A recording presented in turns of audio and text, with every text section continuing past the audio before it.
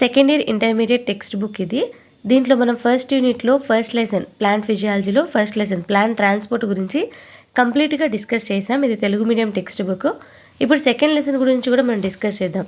ఈ మొక్కలలో రవాణా గురించి మనం కంప్లీట్గా డిస్కస్ చేసాం. అంటే రవాణా సాధనాలు ఏంటి, మొక్కకి నీటికి మధ్య సంబంధాలు, నీటి యొక్క దూరస్థ రవాణా, బాష్పోత్సేకం, ఖనిజ పోషకాల శోషణ, రవాణా, ఇలా పోషక కణజాలం ద్వారా రవాణా, వీటన్నిటి గురించి కంప్లీట్గా డిస్కస్ చేసాం. ప్లేలిస్ట్లో వీడియోస్ ఉన్నాయి, ఎవరైనా చూడకపోతే చూసేయండి. ఇప్పుడు మనం సెకండ్ లెసన్ అయినటువంటి ఖనిజ పోషణ గురించి డిస్కస్ చేస్తాం. దీంట్లో మనకి ఏమేం పార్ట్స్ ఉన్నాయి, వేటి గురించి ఎన్ని వీడియోస్లో వస్తాయనే దాని గురించి చూద్దాం.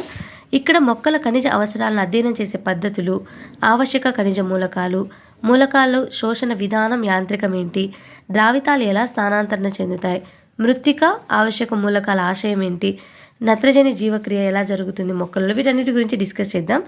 ఈ వీడియోలో మనకి ఫస్ట్ పార్ట్ అయినటువంటి మొక్కల ఖనిజ అవసరాలను అధ్యయనం చేసే పద్ధతుల గురించి మనం డిస్కస్ చేద్దాం.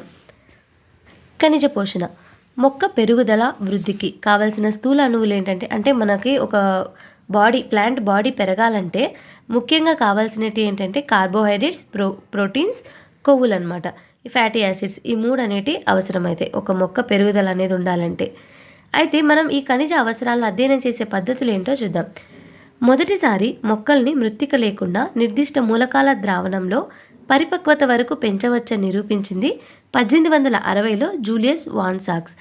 అంటే ఏంటంటే జనరల్గా మనకు తెలిసినంత వరకు మొక్కలు ఎక్కడ పెరుగుతాయి అనుకుంటాం, మనం మట్టిలోనే పెరుగుతాయి అనుకుంటాం.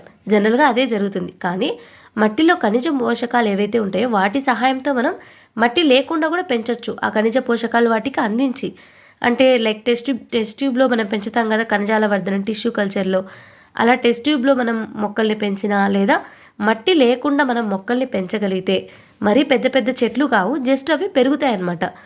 అలా పెంచవచ్చని నిరూపించింది ఎవరంటే జూలియన్ వాన్ సాక్స్ అనమాట.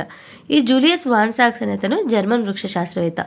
ఇలా మనం ఖనిజాలతో నిర్దిష్ట మూలకాల ద్రావణంలో పెంచామనుకోండి, టిష్యూ కల్చర్లో పెంచామనుకోండి, ఆ పెంచే సాంకేతిక పద్ధతిని మనం హైడ్రోఫోనిక్స్ అని పిలుస్తాం.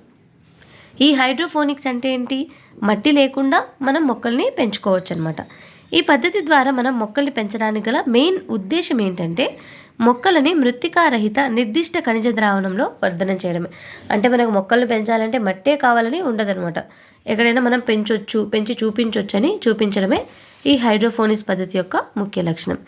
అయితే దీనికి కావాల్సింది ఏంటంటే మనం స్టెరిలైజ్ చేసిన వాటర్ అనేది ఇంపార్టెంట్, అంటే శుద్ధి చేసిన నీరు. ఎందుకంటే ఏమైనా బ్యాక్టీరియా అలాంటివి అటాక్ అయితే మొత్తం పోషక యానకాన్ని అంతా అవి తినేస్తాయి. కాబట్టి శుద్ధి చేసిన నీరు, ఖనిజ మూలక లవణాలు అనేవి అవసరం అన్నట్టు ఈ హైడ్రోఫోనిక్స్ పద్ధతికి. అయితే దీని ద్వారా ఇంతవరకు తయారు చేయగలిగిన మొక్కలు ఏంటంటే టమాటో, విత్తనరహిత దోసకాయ, లెట్యూస్ వంటి కూరగాయల్ని ఈ పద్ధతి ద్వారా తయారు చేశారు. ఇది మనం అంటే ఓవరాల్గా మనం ఖనిజ అవసరాలను అధ్యయనం చేసే పద్ధతులలో మనం హైడ్రోఫోనిక్స్ అనే దాని గురించి తెలుసుకుంటాం.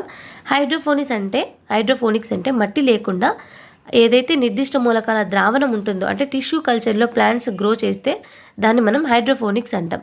దీనికి కావాల్సినవి స్టెరిలైజ్ చేసిన వాటర్, ఈ ఖనిజ మూలకాలు అనేవి అవసరం. ఇది అధ్యయనం చేసే పద్ధతులు. నెక్స్ట్ మనం ఆవశ్యక ఖనిజ మూలకాల గురించి డిస్కస్ చేద్దాం.